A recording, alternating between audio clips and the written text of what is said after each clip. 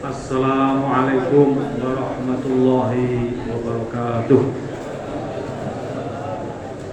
Alhamdulillah nahmaduhu wa nasta'inuhu wa nastaghfiruhu wa nu'minu bihi wa natawakkalu alayhi wa na'udzu billahi min shururi anfusina wa min sayyiati a'malina may yahdihillahu fala mudilla lahu wa may yudlilhu fala hadiya lahu.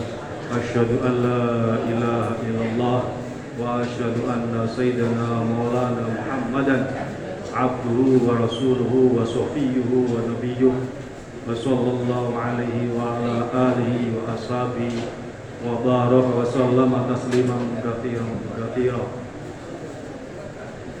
Amma ba'd. Faqad qala Allah tabaraka wa ta'ala fi kitabihil karim. Afahasibtum annama khalaqnakum 'abathan wa annakum ilaina la turja'un. Wa qala Rasulullah sallallahu alaihi wasallam, kun fid dunya ka'annaka gharib aw 'abir sabil aw kama qala alaihi salatu wassalam. Bapak-bapak hadirin yang dirahmati Allah Subhanahu wa taala. Sungguhnya Allah Subhanahu wa taala Zat yang telah menciptakan kita. Kita semua ini akan melewati beberapa tempat. Sebelum kita lahir, kita berada di alam arwah. Allah utus malaikat untuk meniupkan arwah ke jasad kita ketika kita dalam perut ibu kita. Saat itu Allah tidak memberikan pilihan apapun. Tidak ada kehendak kita, murni kehendak Allah. Tidak ada ikhtiar bagi kita. Dijadikan Allah dalam bentuk apapun yang Allah kehendaki, tanpa kita ada pilihan apapun. Allah jadikan kita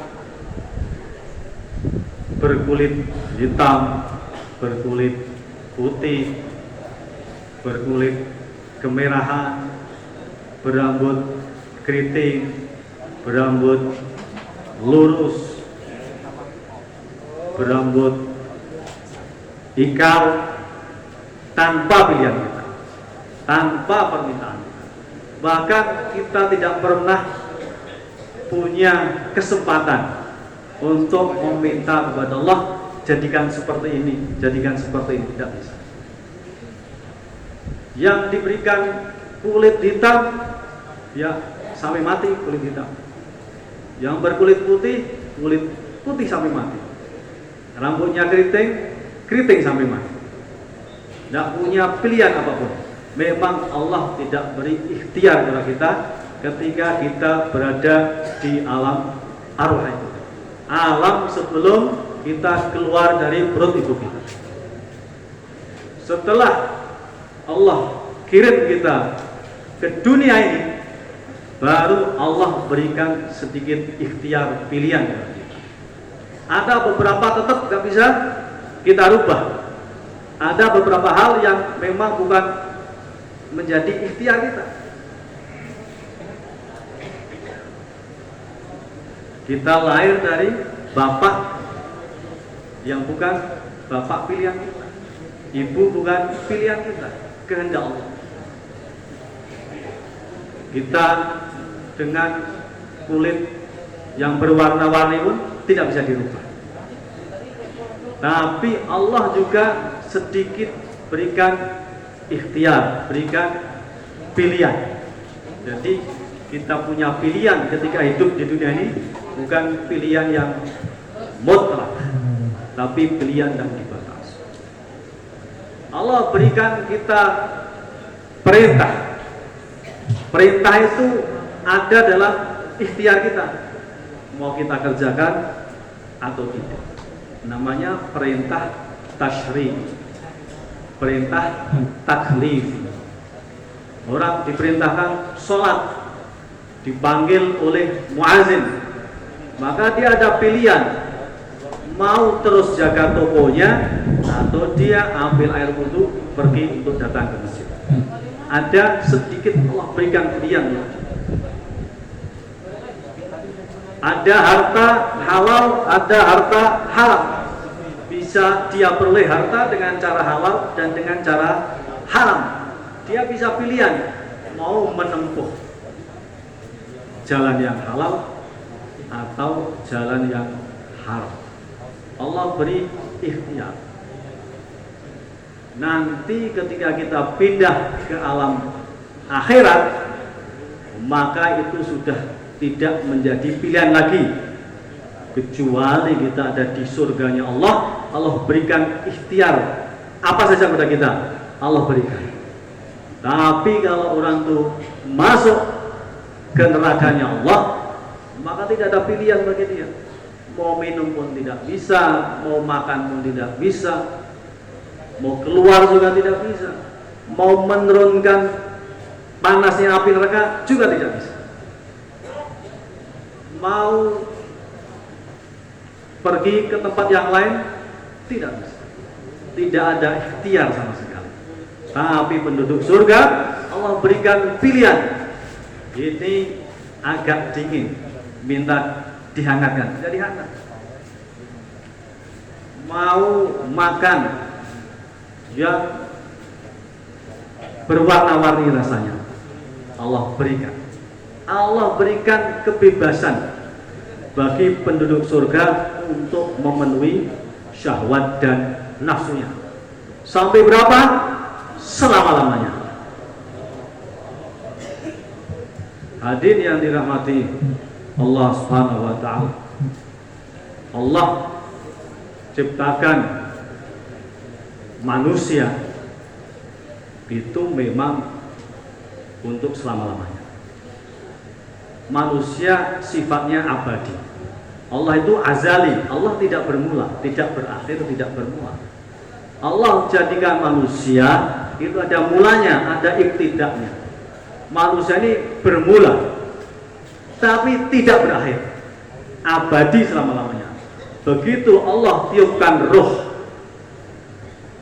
pada seorang bayi, maka roh ini tidak akan pernah mati.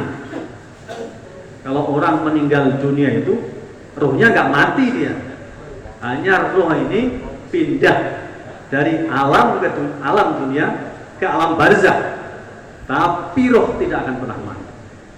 Jadi kalau orang sudah terlanjur ada di dunia ini, nggak bisa dia balik lagi, kecuali roh-roh binatang itu nanti di hari kiamat di padang mahsyar.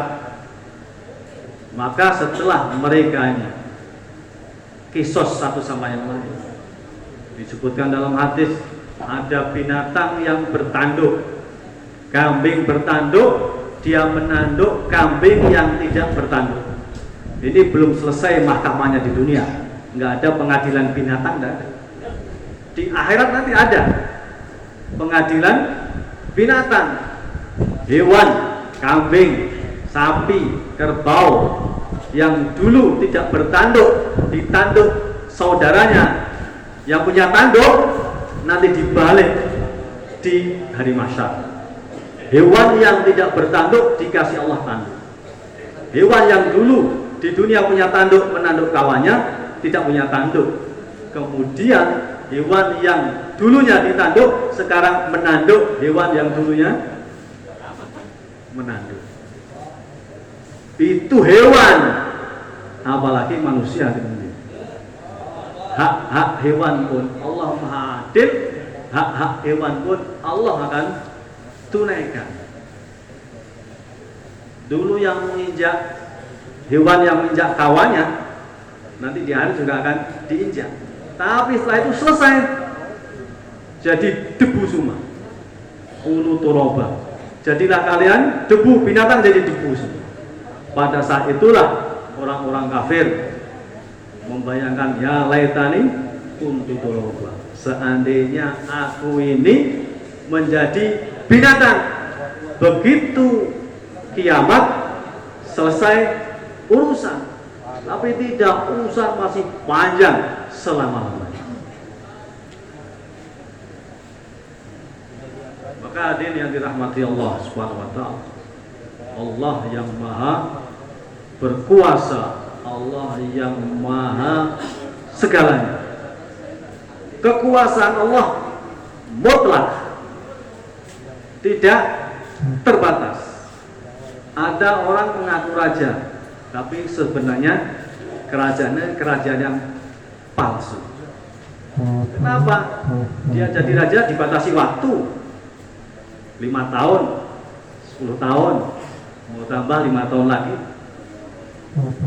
Kekuasaan Allah tidak terbatas, tidak bermula dan tidak berakhir. Sebelum makhluk diciptakan, Allah raja. Setelah makhluk diciptakan, Allah juga raja. Setelah makhluk dihancurkan semuanya, tidak ada sunyi senyap di dunia ini, semua Allah hancurkan. Langit terbelah, lautan berubah jadi api, semua hancur, Allah juga tetap raja.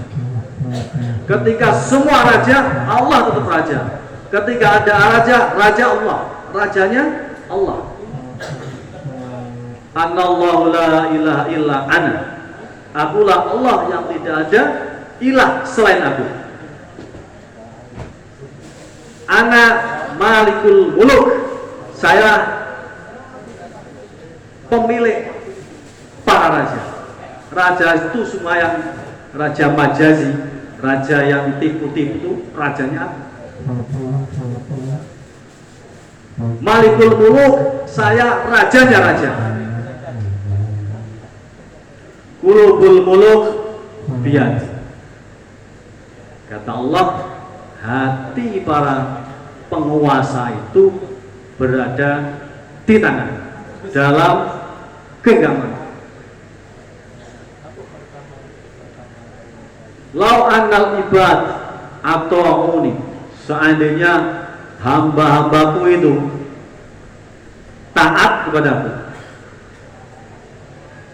hawaltu quluba malikihim birrahmah warrafah ilaihim. Kalau hamba-hambaku itu mentaatiku, pasti aku akan rubah hati para penguasa itu menjadi sayang lembut kepada hamba-hamba. Walau asoni, kalau hamba-hambaku bermaksiat kepada aku, tidak mentaatiku, suruh ngetan malah mulon, suruh mulon malah ngetan. Hawaltu quluba malikihim, aku akan rubah hati-hati penguasa mereka binikmah, dengan kebencian, memberikan kesusahan alaihim kepada mereka. Fasamuhum bil adab, penguasa akan menimpakan adab kepada hamba-hamba. Bukan karena mereka jahat, tapi karena amal hambaku yang tidak baik, karena mereka tidak taat kepada. Maka perintah Allah,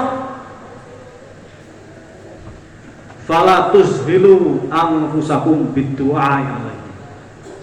Kalau kalian ditimpa masalah, disakiti, menderita karena penguasa kalian, jangan doakan buruk untuk penguasa kalian.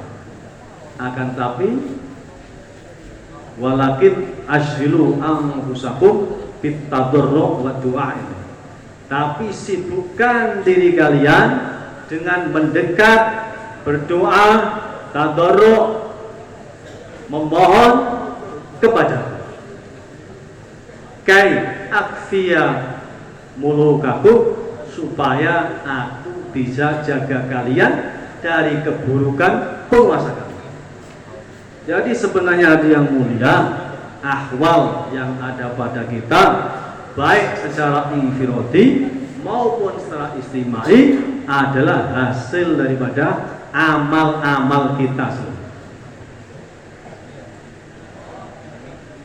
Amal-amal kita lah yang menyebabkan keadaan baik atau keadaan buruk menimpa kita.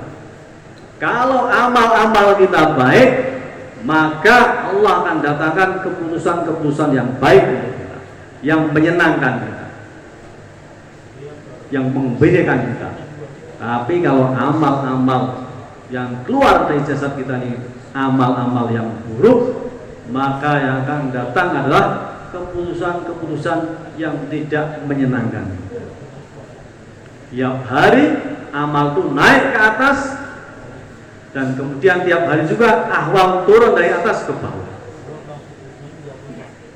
Maka kalau setiap orang itu memperbaiki dirinya, maka ahwal akan jadi baik.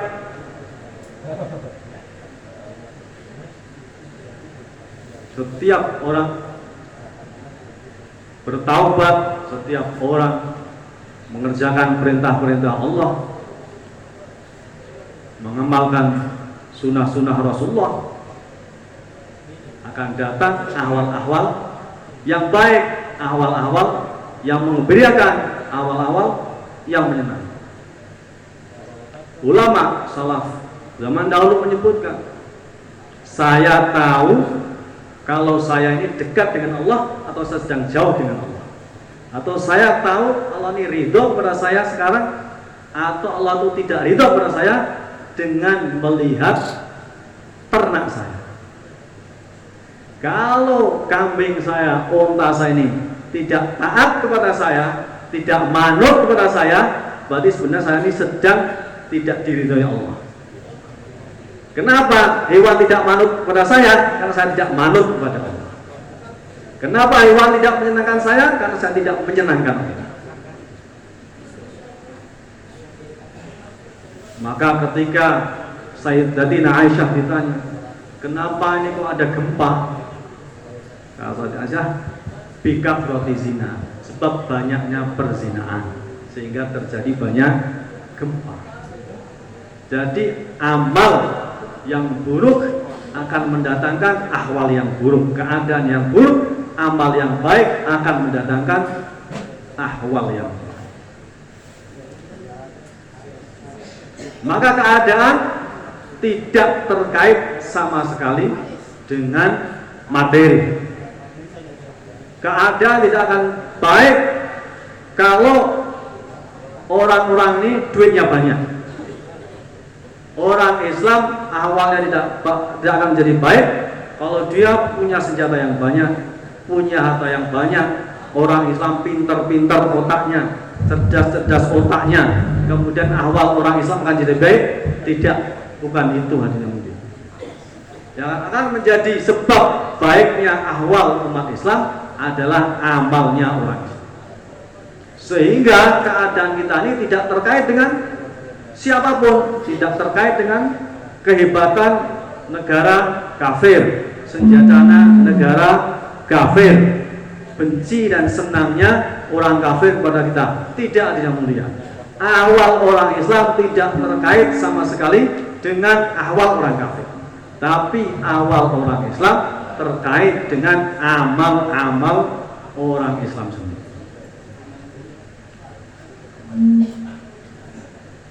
Sehingga hadirin yang dirahmati Allah, apa yang disebut amal yang baik itu? Amal yang baik itu adalah amal yang dicontohkan oleh Rasulullah Sallallahu Alaihi Wasallam. Allah jadikan Rasulullah SAW sebagai panutan hidup kita semua, umat beliau sampai hari kiamat. Seberapa dekat orang dengan Allah, seberapa dekat dia dengan sunnah Rasulullah SAW. Sejauh mana dia dekat dengan amal-amal sunnah, maka sejauh itu dia dekat dengan Allah. Sejauh itu dia dicintai oleh Allah. Semua nabi ini Allah berikan fisik yang terbaik supaya menarik, supaya orang-orang itu mencintai. fisiknya saja sudah jadi fisik yang terbaik. Ahsanuhum khalqan wa khuluqan. Rasulullah SAW Allah berikan beliau akhlak yang terbaik dan fisik yang terbaik. Wajahnya bulat, kulitnya putih, agak kemerahan, rambutnya tidak terlalu keriting, jadun fatat bahasa Arabnya.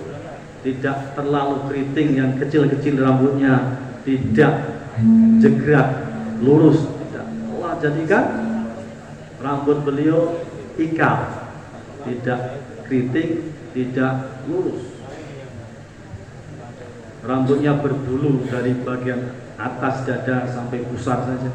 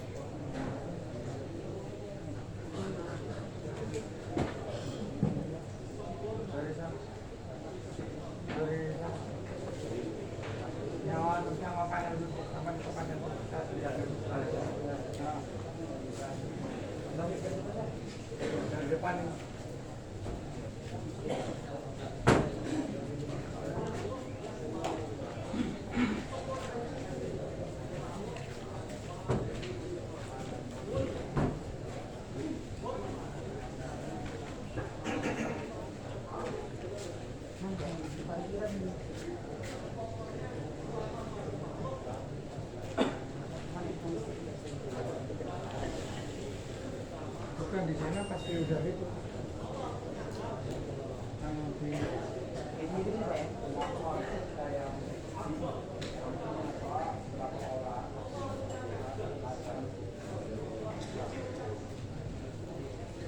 Cuma naikin itu.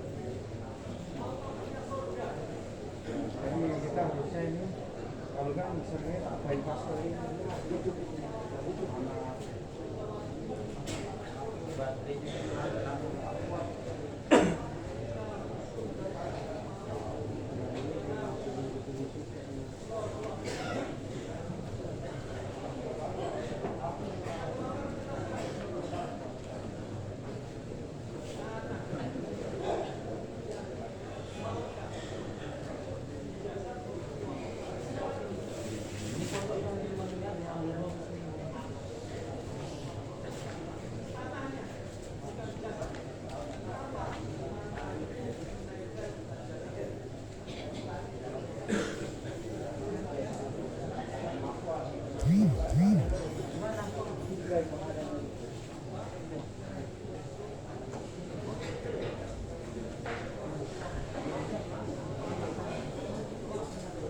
Dari mana?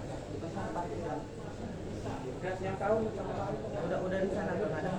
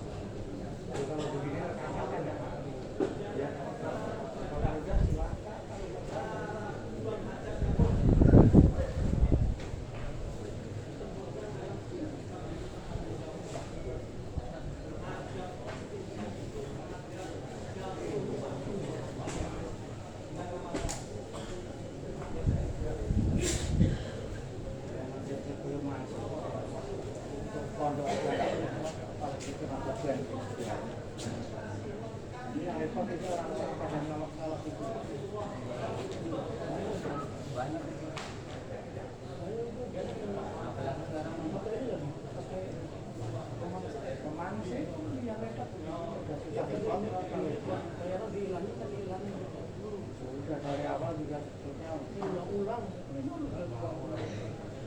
Berarti jalan kembali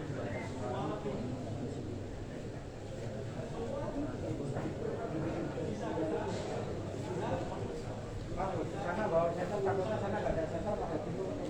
Sana terang kok, Mas. Biarpun gitu kalau mau nyambung-nyambung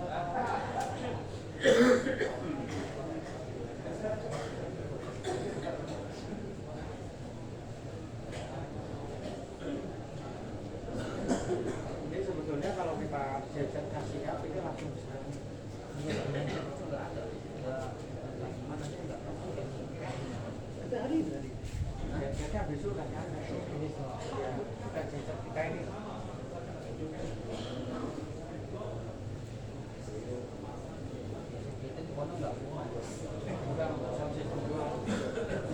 Ya, jadi ini ada cek, tapi juga apa cek?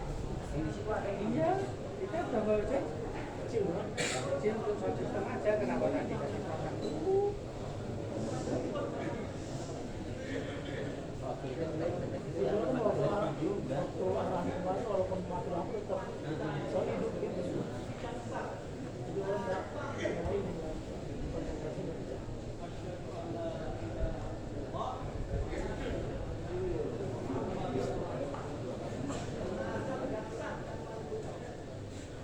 Bisa kalau ada hati dua ini bisa pakai hati.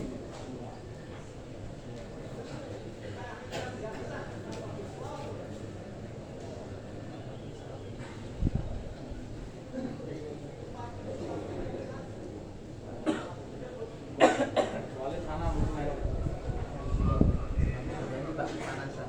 Jadi kalau bisa dinaikin.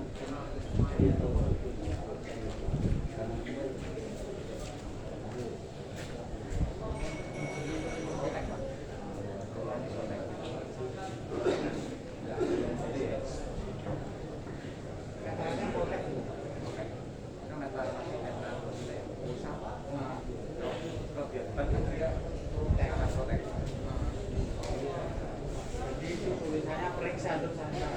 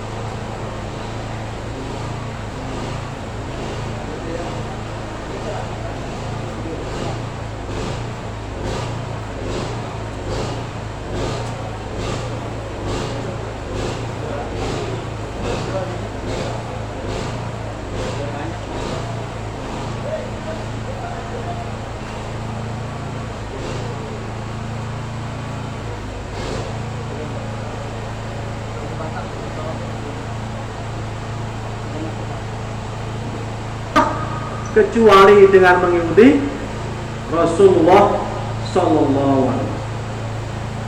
Semua jalan tertutup, hanya satu jalan saja, mengikuti sunnah Rasulullah SAW, sehingga kita sampai kepada Allah Subhanahu Wa Taala. Maka hadirin yang dirahmati Allah Subhanahu Wa Taala, kita akan dicintai Allah kalau kita cinta kepada Rasulullah SAW, cinta kepada sunnah Rasulullah SAW. Kalau kita meninggalkan sunnah Rasulullah SAW, maka berarti telah berkurang kecintaan Allah kepada kita. Semakin dekat kita kepada sunnah Rasulullah, semakin dekat kita kepada Allah Subhanahu Wa Ta'ala. Maka kita lihat apa sunnah Rasulullah SAW yang paling besar, yang selalu dipesankan oleh Rasulullah SAW untuk kita menjaganya. Sholat tadi, sholat ini amal yang paling besar. Perintah yang pertama kali diberikan adalah perintah sholat. 11 tahun Rasulullah SAW berada di kota Makkah, tidak ada perintah-perintah. Baru tahun 11 Hijriah, 2 tahun sebelum Rasulullah SAW hijrah ke Madinah, Allah berikan perintah sholat. Dan perintah sholatnya adalah perintah yang paling besar. Perintah yang pertama kali, yang mana beda dengan amal-amal yang lain, perintah-perintah yang lain. Orang ketika dia puasa masih bisa dia jalan-jalan, masih bisa ngobrol-ngobrol, dolanan HP juga masih bisa. Tapi ketika sholat nggak boleh, harus putus hubungan dengan makhluk. Maka ketika kita mengangkat tangan, ini isyarat bahwa selain Allah di belakang kita semua. Mau anak, mau istri, mau pekerjaan apapun itu di belakang kita. Kita dengan isyarat Allah Akbar, tangan diangkat, kita sudah iqbal, menghadap kepada Allah. Urusan yang lain sudah terputus seharusnya. Dalam kitab Fadhil Amal diceritakan sahabat Abdullah bin Jubair radhiyallahu anhu. Beliau sedang sholat, ada kebakaran atap masjid, atap rumah jatuh, tembok rumah jatuh. Beliau tidak sadar, beliau masih dalam kondisi sholat, tidak sadar atap rumahnya jatuh. Orang-orang berteriak, beliau tidak. Itu sholatnya sahabat. Tidak ingat apapun. Setiap amal itu ada natijahnya. Setiap amal itu mendatangkan kebaikan. Setiap amal pasti ada buahnya. Inna sholata tanha 'anil fahsya'i wal munkar. Sholat ini mencegah perbuatan keji dan munkar. Itu Allah sebutkan dalam Al-Quran. Pasti sifatnya, bukan kira-kira, bukan dugaan, bukan jangan-jangan. Pasti sifatnya. Kalau sholat belum bisa mencegah perbuatan keji dan munkar, berarti masih ada sesuatu dalam sholat itu. Kulkas itu, kalau air dimasukkan kulkas, nanti airnya akan beku jadi es. Kok air dimasukkan kulkas, airnya tetap cair, berarti ada sesuatu dalam kulkasnya.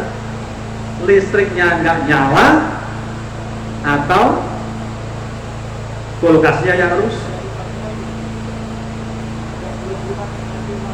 Seorang kiai pernah cerita di sini, kiai dari Sarat. Dulu di Mekah ada santri nggak tertib. Santri nggak tertib itu ada sejak dahulu. Pulang dari ngaji ketemu perempuan, mungkin bercacat juga, tapi kan masih nampak matanya cantik kurang lebih. Perempuannya pulang ke rumahnya, dikejar sama santri. Rumah dikunci, dia melompat tembok, kepergok bapaknya ulama. Ditanya, kamu mau apa? Saya mau melamar anak bapak. Modalmu apa? Gak punya modal apa-apa, ngaji aja gak tertib. Udah gini aja, gak apa-apa. Sekarang kamu boleh nikahi anak saya, tapi syaratnya kamu sholat 40 hari di belakang imam Masjidil Haram, 5 waktu selama 40 hari. Tidak boleh ketinggalan takbiratul ula, sholat dan berdirinya persis di belakang imam Masjidil Haram ini. Ya siap insya Allah. Akhirnya betul dia usahakan 40 hari tidak ketinggalan takbiratul ula dan sholat di belakang imam. Pulang pergi hanya betul selesai 40 hari. Selesai 40 hari, calon mertuanya mencari di mana. Hanya ketemu. Ketika ketemu, kamu mau nikah anak saya? Sudah selesai. Siap kamu? Tidak siap saya. 40 hari sholat di belakang imam, sudah jadi wali, nggak mau perempuan lagi. Jadi santri itu walaupun nggak tertib, suatu saat kalau tertib jadi walinya Allah. Awalnya nggak tertib, akhirnya jadi walinya Allah. Kalau bapak punya anak agak-agak beling, nggak apa-apa, doakan saja. Dia jadi wali setahun sebelum mati, bapak berhasil. Walaupun sepanjang hidupnya itu ya begitu-begitu, tapi Allah pilih setahun dia sebelum mati jadi walinya Allah, bapak jadi walinya, bapak jadi bapaknya wali Allah. Masya Allah nih bapak. Jadi jangan khawatir, pokoknya doakan saja. Punya anak kayak apa bentuknya, doakan. Kalau pondok diantar, kasih duit, duit sing akeh. Senangkan anak ini, senangkan supaya kerasan di sana. Walaupun kayak apa itu calon wali. Ilmu itu mahal nilainya. Sayyidina Ibnu Abbas radhiyallahu anhu, beliau masih muda ketika Rasulullah SAW wafat, beliau baru umur 13 tahun. Zaman Sayyidina Umar, Abu Bakar Siddiq radhiyallahu anhu 2 tahun jadi khalifah. Zaman Sayyidina Umar kira-kira umur beliau 15 tahun.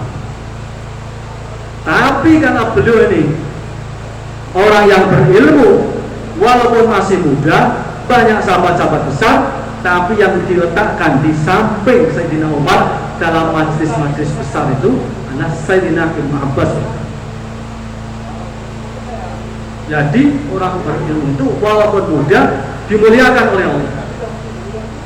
Imam Syafi'i umur 15 tahun sudah disuruh fatwa oleh gurunya Khalid bin Muslim. Sudah saatnya kamu memberikan fatwa. Memberikan fatwa bukan di Gerincing, bukan di Magelang, di Makkah, kotanya ilmu, kotanya wali. Umur 15 tahun. Kenapa? Karena ilmu.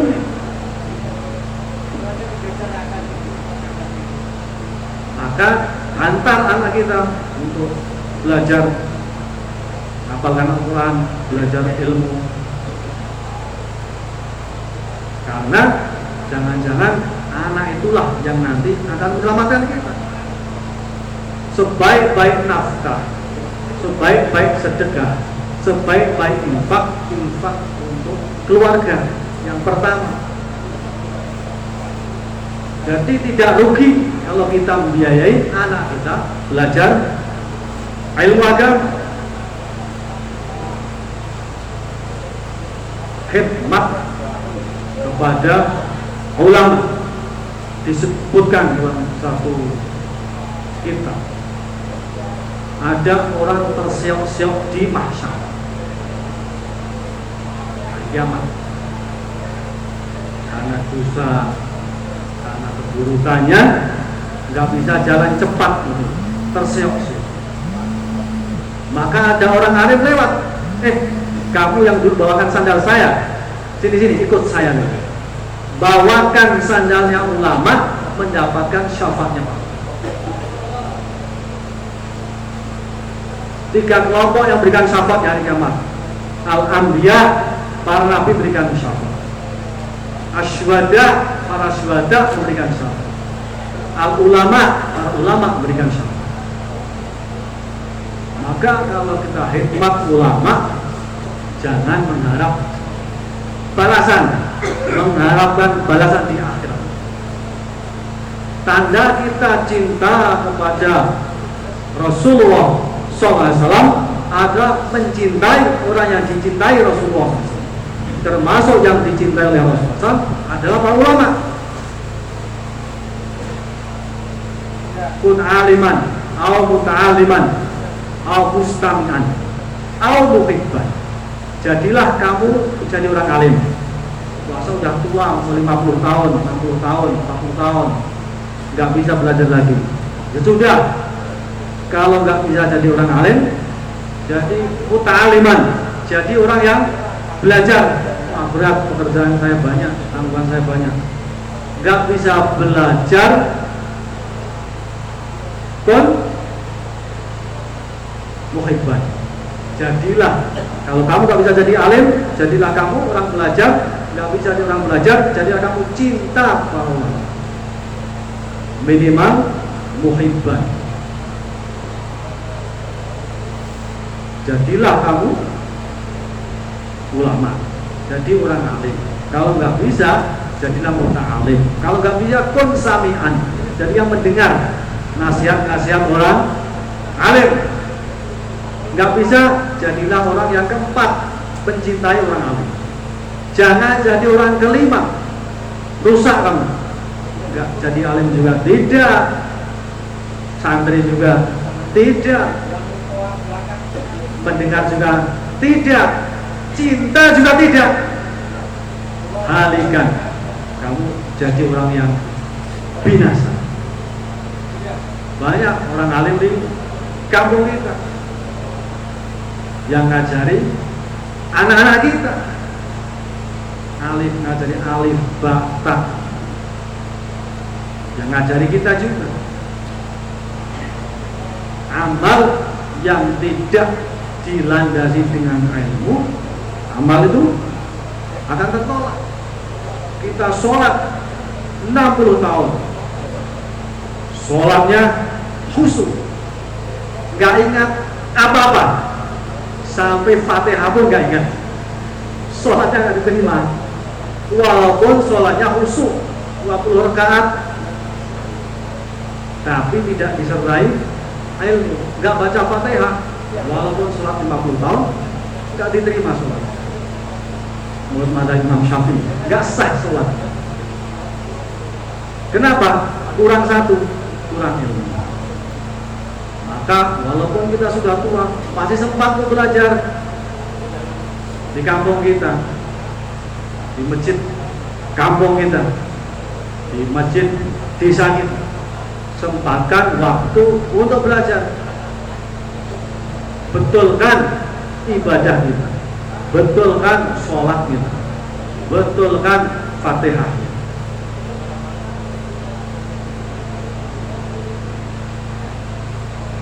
Sahabat radhiyallahu ajma'in, mereka juga sudah tua-tua belajar juga. Ada sahabat namanya Hakim bin Hizam,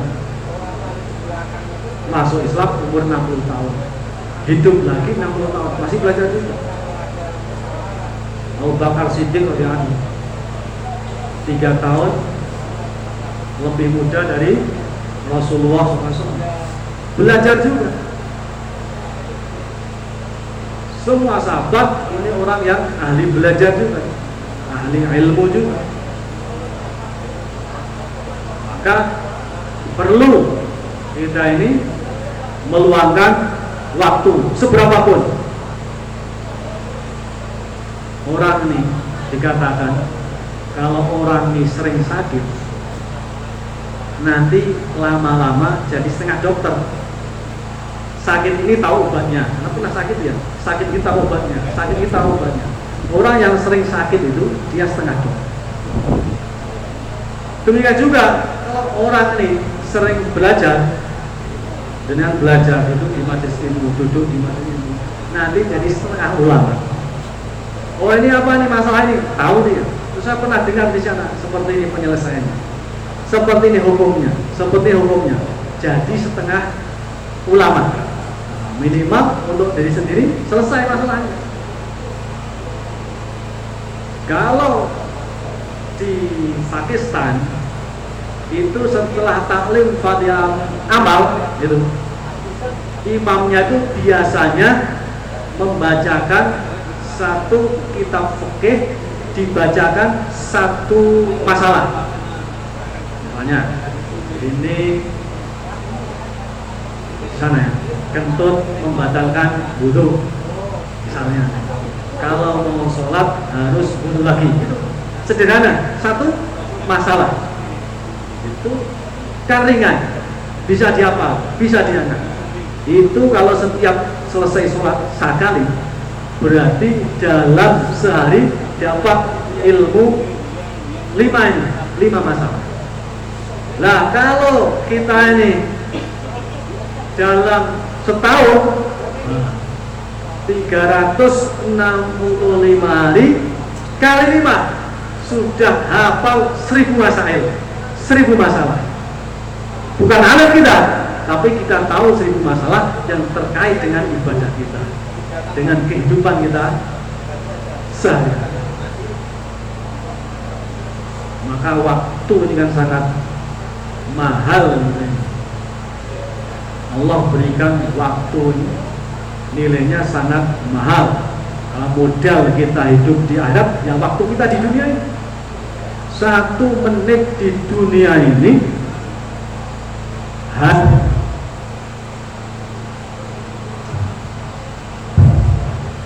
triliunan tahun.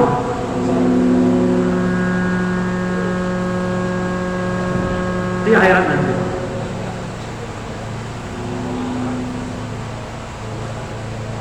Zaman Nabi Isa alaihissalam, Isa punya satu mukjizat, yaitu dengan izin Allah menghidupkan orang.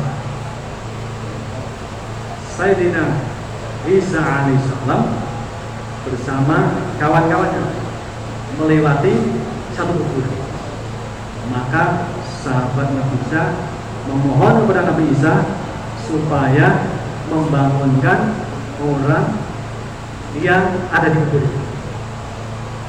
Kemudian Nabi Isa berdoa hanya muncul dari kuburan. Orang itu berdiri. Kata kawannya, subhanallah, orang mati bisa hidup lagi. Kata yang mati itu, ucapanku subhanallah itu lebih aku sukai daripada dunia dan seisinya.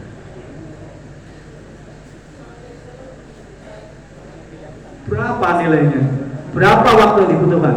Subhanallah 1 detik? Gak sampai 1 detik. Tapi nilainya lebih baik daripada dunia dan seisinya. Dan kita setiap waktu bisa mengucapkan itu. Setiap detik bisa mengucapkan itu. Sehingga diceritakan dalam suatu amal itu seorang syekh yang katakan, saya kalau makan tepung itu saya nggak mau saya masak. Langsung saya campur air, saya telan. Kenapa? Karena kalau saya harus mengunyah roti itu bisa saya gunakan untuk membaca tasbihat selama 70 kali. Orang yang tahu nilainya waktu seperti itu. Kita karena nggak tahu nilainya waktu, status story orang aja kita buka, yang nggak ada faedahnya, yang nggak ada manfaatnya. Malam-malam masih sempat nyetel pertandingan sepak bola. Malam-malam itu jam 3 malam. Padahal waktu itu Allah mengatakan, siapa mau istighfar, saya ampuni. Siapa mau minta, saya kasih. Siapa punya hajat, saya kasih, kabulkan aja. Tapi kita sibuk karena nilai waktu belum masuk dalam hati otak kita. Kalau orang itu tahu nilainya waktu, dia bisa menggunakan waktu dengan betul, akan jadi walinya Allah. Para ulama di India, Maulana Zakaria rahmatullah alaih, Maulana Ashraf Ali Tanvi rahmatullah alaih, Maulana Khalil Ahmad Sahanburi rahmatullah alaih, mereka ini orang-orang yang memang betul-betul menjaga waktunya. Syekh Zakaria rahmatullah alaih yang pengarang amal itu, tiap Ramadan selesai khatam 1 Al-Quran itu masih masih sempat juga iktikaf dengan kawan-kawannya, dengan murid-muridnya, masih sempat juga membuat majelis nasihat kepada murid. Beliau kalau tidak nulis itu pusing, sehingga setiap hari walaupun ada tamu besar, lu mohon izin 1,5 jam, 1/4 jam untuk meluangkan waktu nulis kitab supaya nggak pusing. Jadi memang orang-orang yang Allah berikan keberkahan waktu untuk mereka. Ketika kita ini betul-betul bisa menggunakan waktu kita, maka Allah akan berkahi waktu kita. Luangkan waktu untuk baca Al-Quran 1 juz setiap hari. Kelihatannya waktu kita berkurang 1/2 jam. Kalau 2 juz kurang 2 jam, kurang 1 jam. 3 juz kurang 1,5 jam. Dohirnya seperti itu, tapi hakikatnya tidak. Bahkan waktu yang kita gunakan untuk membaca Al-Quran itu akan menjadi sebab berkahnya waktu kita. Pekerjaan yang seharusnya bisa diselesaikan dengan waktu 3 jam bisa selesai dengan 1 jam. Kelihatannya berkurang, tapi sebenarnya tidak. Justru amal membaca Al-Quran, tilawah Al-Quran itu justru akan memberkahi waktu-waktu kita yang lain. Dan bukan itu, amal apa saja, amal agama itu akan mendatangkan keberkahan waktu. Kalau kita 2,5 jam, kelihatannya waktu kita dalam sehari itu kurang 2,5 jam. Hakikatnya tidak. waktu kita tetap 24 jam, tapi keberkahannya bisa beratus-ratus jam. Hilang 2,5 jam, tapi akhirnya kita tambah waktu 20 jam. Hilang 2,5 jam, tambah waktu 25 jam. Itu namanya waktu yang berkah, karena digunakan untuk ketaatan kepada Allah. Ada ulama besar namanya Imam Nawawi rahmatullah. Kitabnya itu yang ditulis itu dihitung oleh para ulama, tidak cukup kalau beliau diberi umur 100 tahun bisa ngarang kitab sebanyak itu. Beliau meninggal umur 45 tahun. Betapa berkah waktu. Kita pun seperti Tuhan yang mulia. Kehilangan waktu untuk amal itu bukan kehilangan waktu itu mendatangkan keberkahan waktu kalau kita buat dengan istiqomah. Zikir pagi petangnya kita buat istiqomah, istighfar, sholawat, tasbihat, baca Al-Quran, kita buat dengan istiqomah, maka nanti Allah akan nampakkan keberkahan waktu, keberkahan pekerjaan kita, keberkahan harta kita, keberkahan anak juga yang mulia. Dengan tasbihat yang mulia, itu amal yang paling ringan, nggak perlu nyali juga. Kalau 2,5 jam kan ketemu orang, ini kan ketemu orang tasbihat. Cukup di kamar sendirian, duduk dengan tawajuh 300 pagi, 300 petang. Amal yang mudah, yang sederhana, tapi hasilnya luar biasa.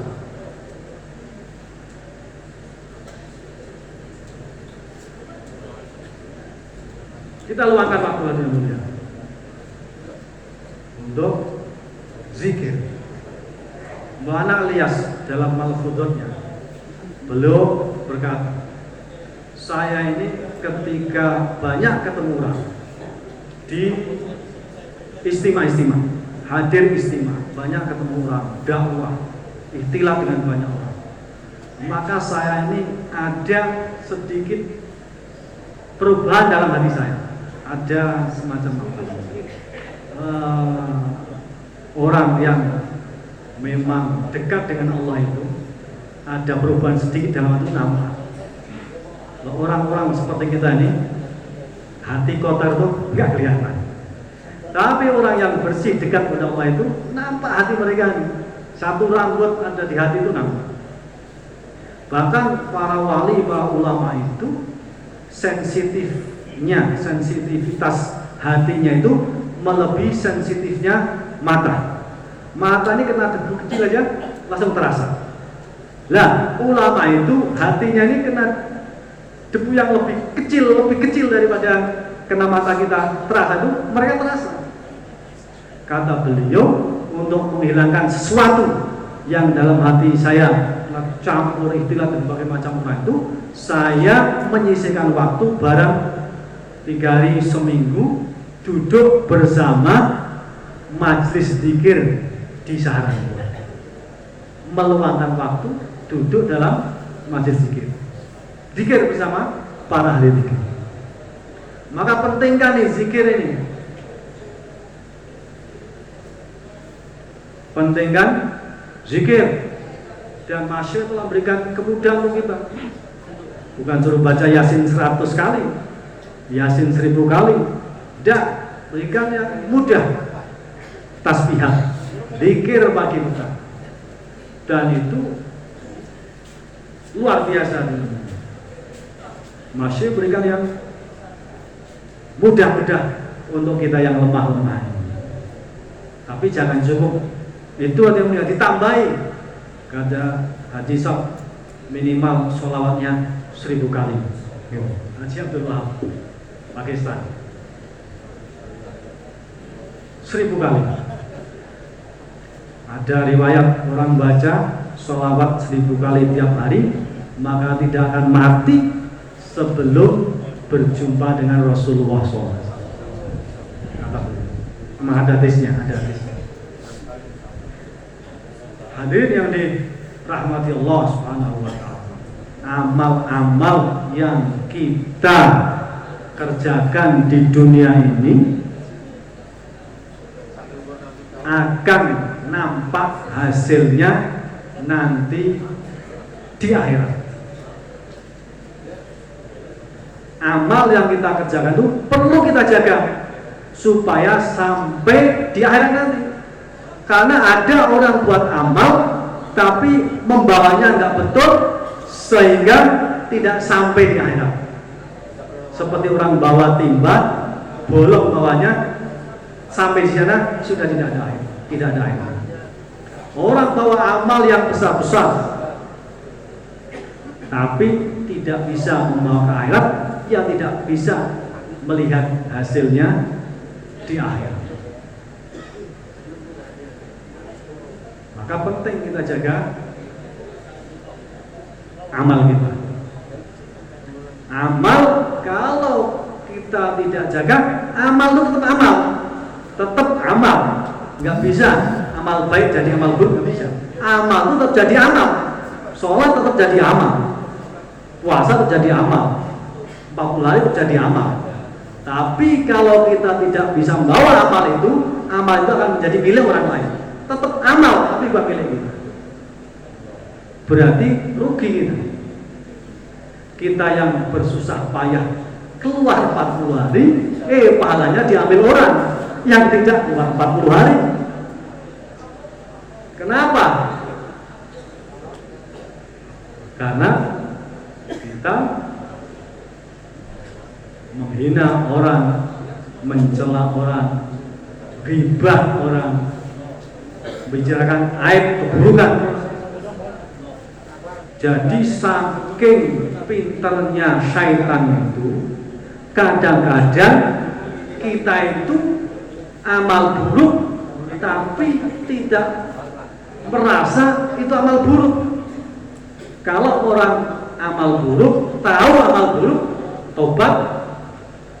Tapi orang berbuat amal keburukan, mengucapkan ucapan keburukan, tapi dia tidak tahu itu keburukan, kan nggak tobat tuh.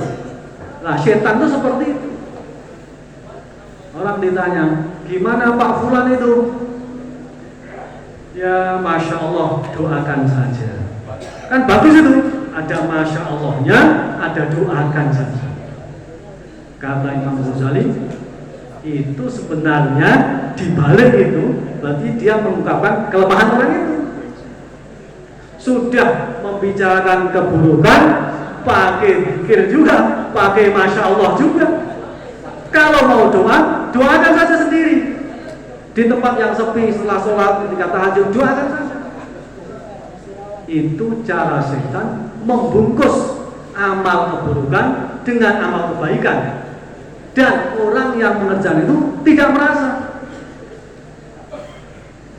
Kalau orang tidak merasa itu keburukan, dia tidak akan pernah tahu. Maka hati-hati lisan kita ini. Kata Rasulullah SAW, orang itu banyak terjungkal ke neraka karena lisannya tidak bisa menjaga lisan. Dan kita ini kalau tidak bicara kebaikan, mesti akan bicara keburukan.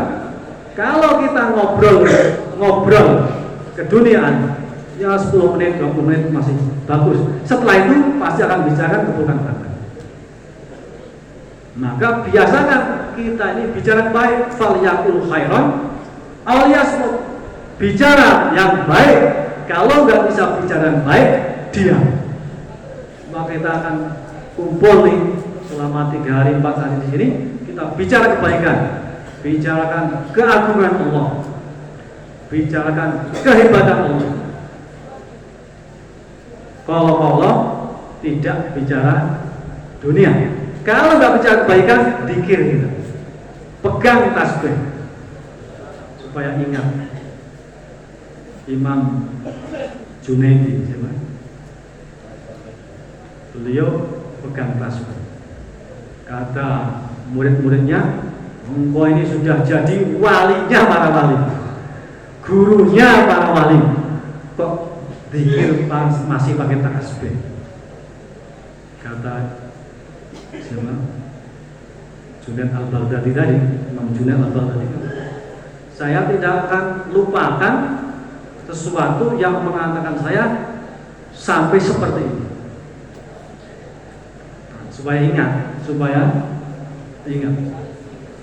Maka hadirin yang dirahmati Allah Ta'ala, jaga lisan kita, hati-hati menggunakan lisan kita.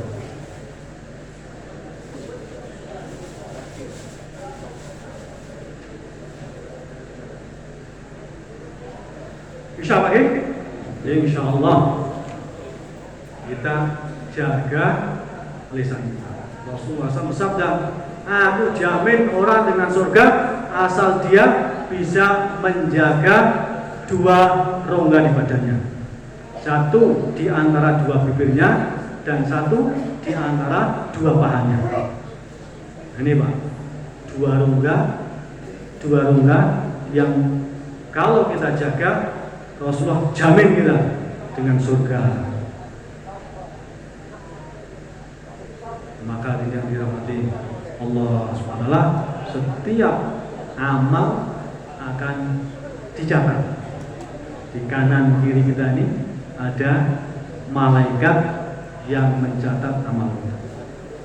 Maka usahakan kita latih dalam setiap waktu, kita ingat apapun yang kita perbuat, apapun yang kita kerjakan, itu ada dua malaikat yang akan mencatat, dan catatan itu nanti akan dinamakan kita di akhirat nanti. Selalu begitu, itu namanya zikir. Zikir bukan hanya subhanallah, alhamdulillah, itu zikir, tapi ini juga zikir, merasa kita ini selalu diawasi oleh Allah, merasa kita ini selalu didampingi oleh dua malaikat yang senantiasa mencatat amal baik dan amal buruk. Amal sebesar apapun, tapi amal itu kalau dibuat tidak karena Allah, maka amal itu tidak akan berbuah pahala. Suatu ketika Sayyidina Abu Hurairah radhiyallahu mau menyampaikan hadis, pingsan. Mau menyampaikan hadis lagi, pingsan lagi. Sampai 3 kali pingsan. Itu taklimnya sahabat seperti itu Pak. Sangat masuk dalam hati, mau baca hadis, mau nyampaikan hadis, pingsan dulu. Kenapa?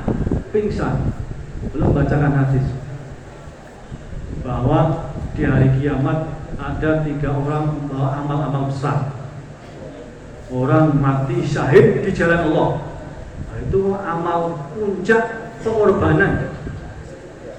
Bukan 40 hari 4 bulan, mati di jalan Allah, bawa harta dan diri, meninggal di jalan Allah, puncak pengorbanan.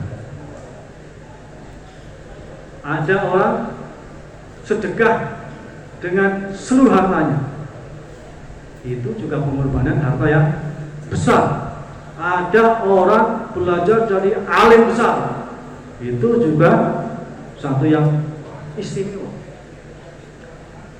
Tapi dalam hadis itu, ini orang lama semua kan, dalam hadis disebutkan ini orang mati syahid tapi diseret ke neraka.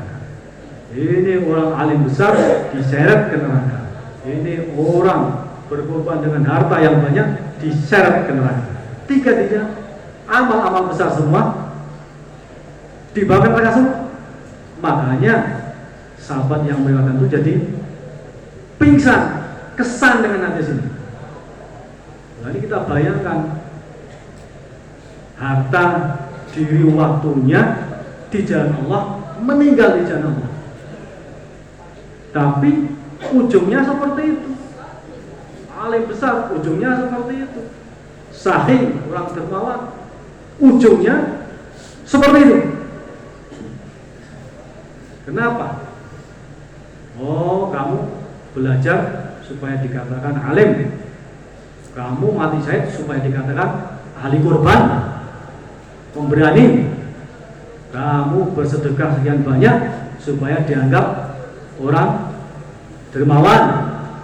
Jadi orang alim supaya dikatakan alim besar. Jadi amal bukan sekedar amal Pak yang diinginkan itu, tapi amal yang disertai dengan sifat amal. Amal disertai dengan keikhlasan. Amal itu sedikit tapi ikhlas itu bisa jadi asbab hidayah. Ada orang dalam hadis disebutkan, ada orang mau sedekah di malam hari, nggak tahu di malam hari dia kasih sedekah, ternyata yang dikasih sedekah pencuri. Hari kedua kasih sedekah, yang dikasih sedekah pelacur. Hari yang ketiga kasih sedekah, keliru, yang dikasih sedekah orang kaya. Orang kaya, pelacur, pencuri. Nah, akhirnya hari yang ketiga ada bisikan dari langit. Itu orang yang kamu kasih sedekah itu pencuri, hanya dia jadi taubat. Orang pelacur yang kamu kasih sedekah jadi taubat. Orang kaya yang kamu kasih sedekah jadi bertobat. Jadi karena keikhlasan tadi menyebabkan orang dapat hidayah. Amal yang dibuat dengan ikhlas mendatangkan hidayah.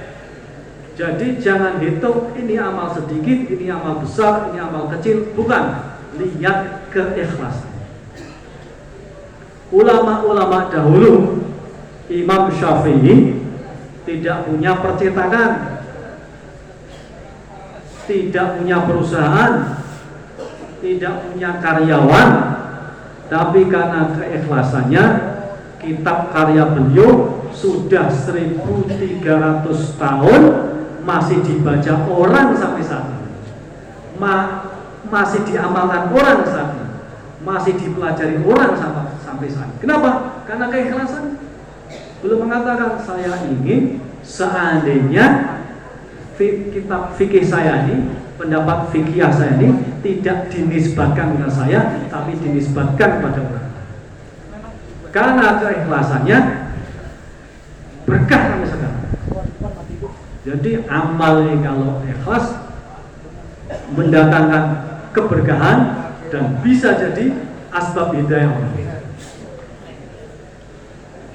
Zaman dahulu di India ada namanya Syekh Ahmad Asir ini, Mujaddid Al-Fatah, sekitar ya tahun 1000 Hijriah.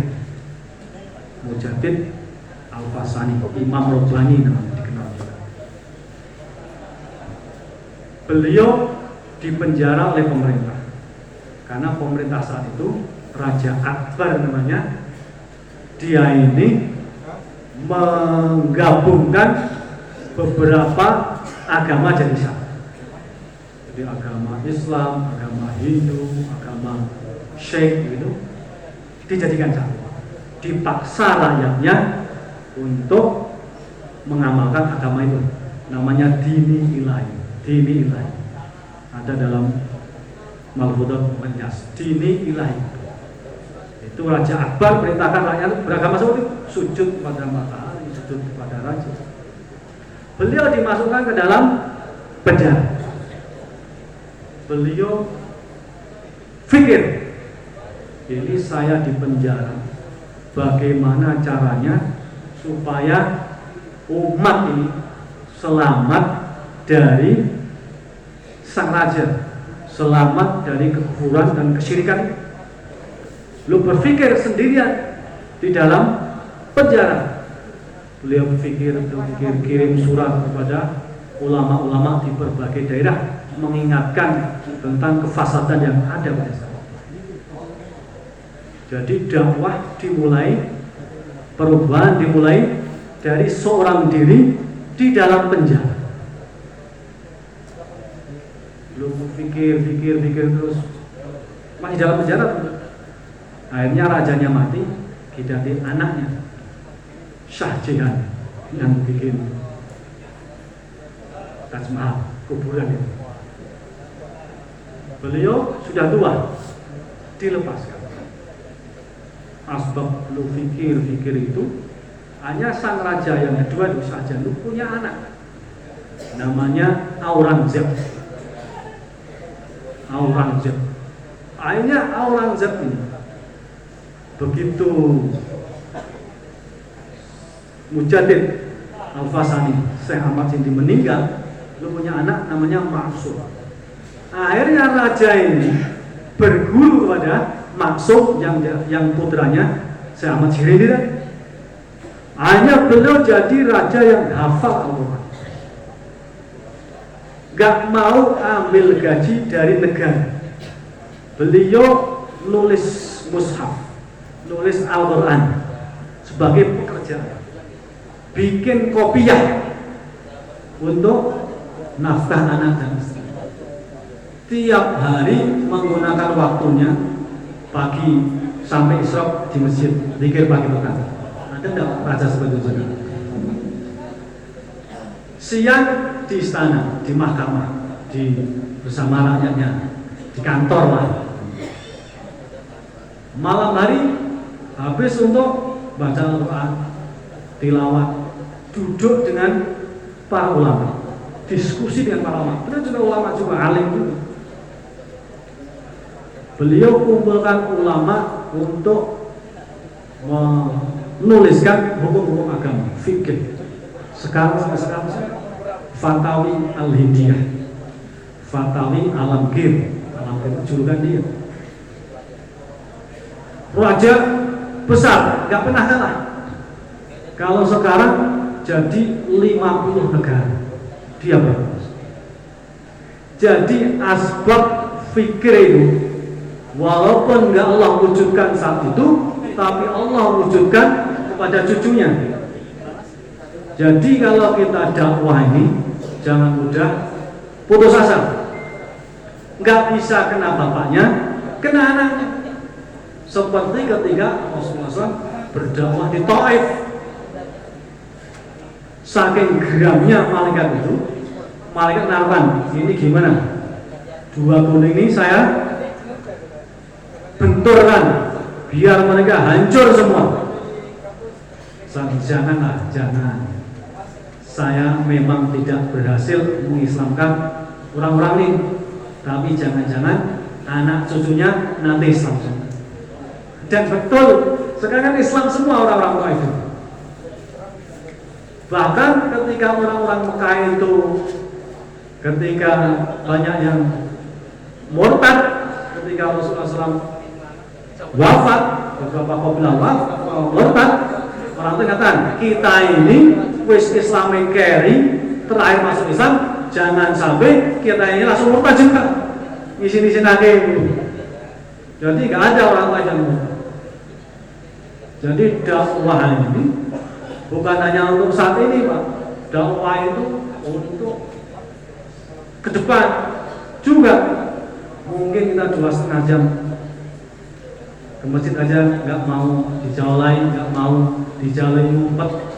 Siapa tahu nanti anaknya ini jadi kartun 4 bulan, kartun setahun, jadi ulama.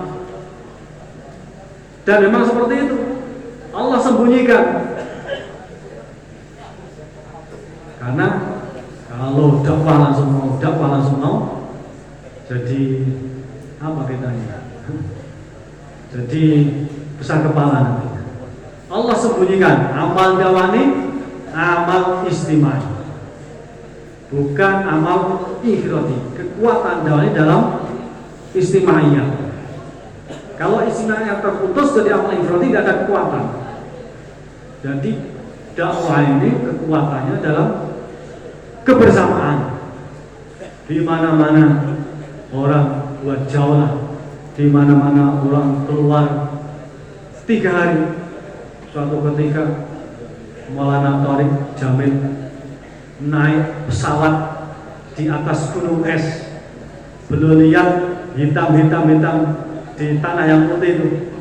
Setelah agak diperhatikan, ternyata itu orang yang jalan kaki di atas gunung es untuk keluar jalan. Kita tidak membayangkan malah Ilyas di India ada orang Jawa di Gunung Merbabu sana. Ada orang Jawa di puncak Gunung Merapi sana. Tidak bisa dibayangkan, sudah bahasanya beda, adat istiadatnya juga beda, cara sholatnya juga beda, madhabnya juga beda, tapi kok jaulahnya sama. Makanya Allah mengatakan ini kerja ini mutiara, hadiah mutiara dari kurun awal. Mutiara bukan batu biasa, berarti kan sesuatu yang terbaik, amal yang terbaik yang ada pada zaman sahabat Allah berikan untuk umat akhir zaman ini. Orang yang lemah-lemah seperti kita ini, ilmunya lemah, amalnya lemah juga, pikirnya lemah juga, geraknya juga lemah juga, jauhlah juga hidup mati, taklim lemah juga hidup mati. Tapi begitu ada istimewa, ada job begitu, kok yang datang banyak. Orang datang kok banyak dari mana-mana. Padahal ketika dicek itu nama Mamomio banyak orang. Nah, ini ihsan fadl dari Allah Subhanahu wa taala. Umat-umat yang lemah di akhir zaman ini masih diberi kesempatan oleh Allah untuk membuat karya-karya yang besar. Usaha-usaha yang besar semata-mata karena rahmat dan fadl Allah. Rasulullah SAW menyatakan umat ini seperti air hujan. Air hujan tidak diketahui mana yang lebih baik, tetesan yang pertama, tetesan yang tengah, atau tetesan yang terakhir. Jadi umat Rasulullah SAW masih diberi kesempatan Allah untuk membuat amal-amal besar seperti yang dibuat oleh orang-orang terdahulu, para sahabat, para salafus soleh, para aulia, ahli zikir, ahli ilmu. Allah masih berikan kesempatan setiap diri dari kita ini untuk jadi asbab hidayah, bukan hanya keluarganya, bukan hanya ahli kampungnya, jadi asbab hidayah seluruh alam. Sebagaimana kita sering dengar Fatimah binti Hattab, seorang wanita yang nggak bisa keluar jauh, nggak bisa keluar dari rumahnya. Dia buat amal di rumah, buat taklim di rumah, tempat yang tersembunyi. Tapi dengan sebab pengorbanan beliau, dengan sebab amal beliau, Allah jadikan beliau asbab hidayah, sahabat yang layak jadi nabi. Sayyidina Umar bin Khattab berkata, sabda Nabi, seandainya setelahku ada nabi, Umarlah nabi. Jadi asbab hidayah orang yang dari segi rohaniyah layak jadi nabi. Fatimah binti Khattab dan Sayyidina Umar itu jadi asbab hidayah ratusan juta orang. Mesir ini takluk zaman Sayyidina Umar lewat panglima perang Amr bin As bin Abdullah. Dari dulu sampai sekarang pahalanya orang Mesir yang ada azharnya, ribuan ulamanya, ribuan ahli sufinya, ribuan dai-dainya itu pahalanya semua ngalir ke Sayyidina Umar. Sayyidina Umar malah ngalir pada seorang perempuan yang bernama Fatimah binti Khattab. Itu baru Mesir, belum Palestina, Syam, Yordania, Syria. Itu juga zaman Sayyidina Umar radhiyallahu. Belum di wilayah Persia, ada Irak, ada Iran, ada Kurdi, ada 11 sana lagi. Ratusan juta orang masuk Islam. Bahkan sampai sekarang berapa miliar orang dari zaman dulu sampai sekarang. Itu pahala semua ngalir ke Sayyidina Umar, ngalir ke Fatimah binti Khattab yang duduk di rumah. Jadi kita, istri kita, anak kita, kalau hidupkan amal di rumah, Allah akan jadikan asbab hidayah. Kita tahu atau kita tidak tahu, karena amal itu satu yang istimewa, yang Allah pasti akan berikan buah daripada amal itu, hasil daripada amal itu. Kalau taklim dulu yang dibuat itu mendatangkan hidayah, maka taklim yang kita buat sekarang pun bisa mendatangkan hidayah. Kalau keluarnya sahabat bisa menjadi asbab hidayah, maka keluarnya kita pun bisa jadi asbab hidayah. Bahkan Rasulullah SAW menyatakan, saya ingin bertemu dengan saudara-saudara. Kata sahabat, bukankah kami ini saudaramu? Oh bukan, engkau ini sahabat-sahabatku. Lalu siapa saudara-saudaramu? Orang di akhir zaman yang tidak pernah melihatku tapi beriman kepadaku. Kita ini saudaranya yang ingin dijumpai Rasulullah sallallahu alaihi wasallam.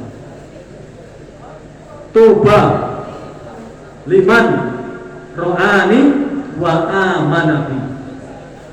Keberuntungan yang besar bagi orang yang melihatku kemudian beriman kepadaku. Keberuntungan 7 kali.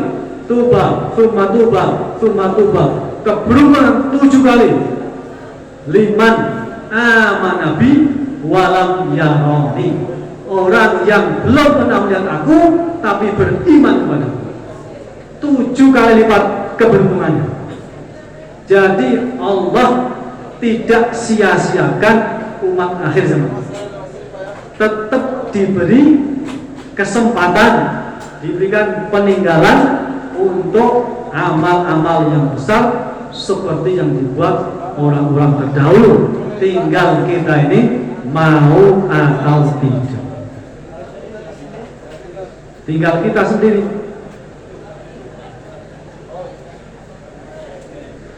Ketika Maulana Ilyas menaskil jamaah di Mewah, jamaah 3 hari keluar. Orang pertama keluar, orang-orang tua, ya masih rokok-rokok itu lah, rokok, orang tertib. Tapi begitu gembiranya, Maulana Ilyas mengatakan, dengan sebab keluarnya kalian ini, sekarang bumi London telah berguncang. Tanah London di Inggris sana berguncang karena gerak jamaah 3 hari yang pertama. Allah beri kesempatan bagi kita, tinggal kita mau atau tidak mau. Ini kita ini jangan lihat kemampuan kita, kita lihat khazanah Allah. Kalau kita lihat khazanah Allah, keluar dan lihat khazanah Allah, iman kita akan meningkat. Iman kita akan melihat, kita akan melihat bagaimana pertolongan Allah kepada kita. Malah Ilyas dalam al-Futuhnya menyatakan, orang yang menolong agamanya Allah kok tidak yakin, kok ragu, tidak dibantu Allah, kok dia tidak yakin Allah akan tolong, fasik hukumnya. Kata Maulana Ilyas, kurang bantu Allah, bantu kerja Allah, bantu agama Allah, kok tidak yakin dengan janji Allah, tidak yakin dengan pertolongan Allah. Anak indadoni abdi bi, saya menurut persangkaan hambaku kepada bersangka baik kepada Allah akan berikan yang terbaik. Maka setiap kita ini berpotensi untuk keluar waktu yang lama dan tempat yang jauh tanpa kecuali. Ada duit atau tidak ada duit, ada uang tidak ada uang, ada materi atau tidak materi, ada asbab tidak ada asbab. Karena orang mau keluar 3 hari juga yang mengeluarkan Allah, keluar 4 bulan juga yang mengeluarkan Allah, mau keluar setahun juga yang beri taufik Allah, keluar tempat yang dekat juga taufik Allah, tempat yang jauh juga taufik Allah. Tidak ada orang keluar karena kemampuannya sendiri. Artinya untuk keluar dekat dan jauh tinggal kita minta kepada Allah, pusat. Minta kepada Allah, selesai masalah. Tiap malam Allah buat kesempatan. Siapa minta ampun, aku ampuni. Siapa punya hajat, aku selesaikan hajatnya. Siapa punya keperluan, aku selesaikan keperluan. Tapi nampaknya kita ini belum semangat seperti ketika antre di kantor pos. Yang janjikan makhluk, tapi kita yakin seperti sesuatu yang pasti. Giliran yang menjanjikan Allah, kita lupa yang memberikan janji itu Allah. Pasti, ya pasti nggak harus saat ini, nggak harus segera. Kalau kita mengetok pintu itu, pasti suatu saat akan dibuka. Ketok pintu nggak dibuka, ketok pintu nggak dibuka, ketok pintu nggak dibuka. Kita ketok 40 kali, pasti akan terbuka. Ketok pintu langit sekali, 2 kali, 3 kali, setahun, 2 tahun, 3 tahun, pasti Allah akan berikan. Allah akan berikan. Pasti waktunya bukan terserah kita, waktunya terserah Allah. Caranya bukan terserah kita, caranya terserah Allah. Ketika Nabi Musa mendoakan supaya Fir'aun itu ditenggelamkan Allah, beliau berdoa 40 tahun baru dikabulkan. Itu Nabi, Pak. 40 tahun baru dikabulkan. Kalau kita doa itu nggak ada ruginya, asal doa kebaikan. Doa kebaikan nggak ada ruginya. Dikabulkan sekarang, besok, lusa, setahun lagi, nggak ada masalah. Ya Allah, terimalah saya menjadi da'i, menjadi pelanjut kerja kenabian. 2 hari sebelum kita mati dikabulkan. Rugi nggak, Pak? Nggak rugi, untung. Jadikan saya orang punya iman yang sempurna. Mau diambil nyawanya oleh malaikat Israel, Allah berikan iman yang sempurna. Rugi nggak? Nggak rugi. Kita doa berpuluh-puluh tahun. Maka jangan lupa kita berdoa melihat kehebatan Allah, melihat kudratullah. Belajar lagi dan lagi, doa lagi dan lagi dan lagi. Kadang-kadang Allah itu tidak mengabulkan doa seorang hamba karena ingin mendengar rintihan doa. Bukan Allah tidak suka, bukan karena Allah tidak beri, Allah tidak suka, bukan. Karena Allah ingin mendengarkan rintihan hamba ini. Ini kalau saya kasih sekarang, nanti nggak doa lagi. Ini kalau saya kasih sekarang, nggak mujahadah lagi. Ini kalau saya kasih sekarang, nanti berhenti pikirnya, tilawahnya, puasa Senin Kemis. Maka saya tunda pengkabulan karena saya senang dengar rintihan hamba. Maka jangan pernah bosan, angkat tangan setiap ditazkir, berdiri setiap ditazkir. Nanti Allah akan berikan jalan-jalan kemudahan. Gak pernah ada orang yang rugi karena berkorban untuk agama dari zaman dulu sampai hari kiamat. Gak ada orang yang bangkrut karena ngurusi agama. Gak ada orang yang menyesal di akhirat karena menghabiskan waktu harta dirinya untuk agama. Gak ada. Yang ada orang di akhirat menyesal kenapa dulu diajak 4 bulan nggak mau, kenapa dulu diajak jauh nggak mau, kenapa dulu disilaturahimi malah sembunyi. Nah, itu yang menyesal. Tapi orang yang menghabiskan harta diri waktunya untuk agama, tidak ada yang menyesal di akhirat. Kalau nggak percaya, tanya sendiri. Orang-orang zaman dahulu mereka menghabiskan waktu di agama, mereka senang sekarang ini sedang bergembira ria di sana.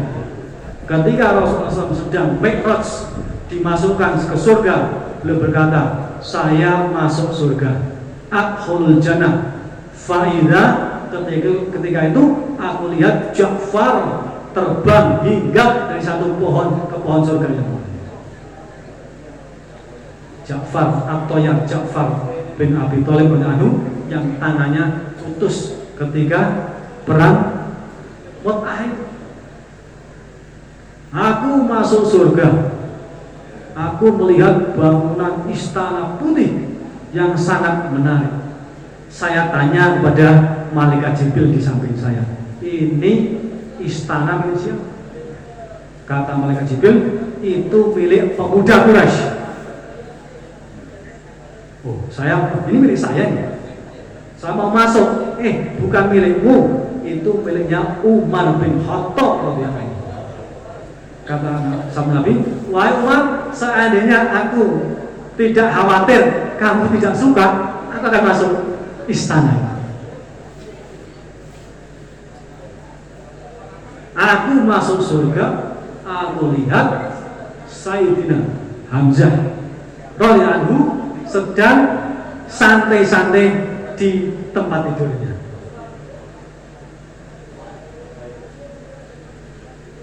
Itu orang-orang yang memberikan waktu, harta, dirinya untuk agama. Maka yang mulia, kita belajar, jangan melihat apa yang ada pada diri kita, tapi kita melihat khazanah Allah Subhanahu wa Ta'ala. Taskil pertama, kita keluar ke negeri jauh. Namanya kan negeri jauh, Pak. Nggak mesti jauh, paling 9 jam, paling lama 12 jam, ada yang 20 jam. Sebentar saja itu, nggak lama itu. Sebutannya negeri jauh, tapi sebenarnya nggak terlalu jauh. Masih jauh langit sana, langit pertama, langit kedua. Bukan Pak, yang niat atau cash dari jur ini yang pernah ke India, Pakistan, Bangladesh, silahkan untuk daftar ke negeri jauh. Silahkan Pak berdiri. Masya Allah. Semoga Allah. Amin. Silahkan Pak, negeri jauh. Nah,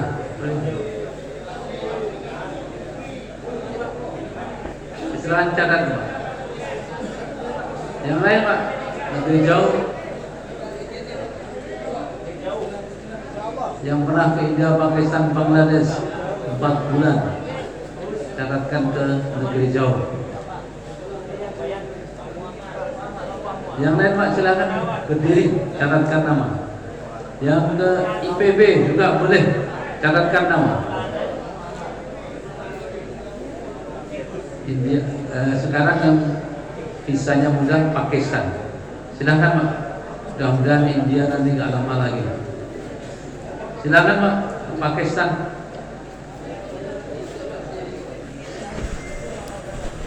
Yang lain silakan beri catatkan nama.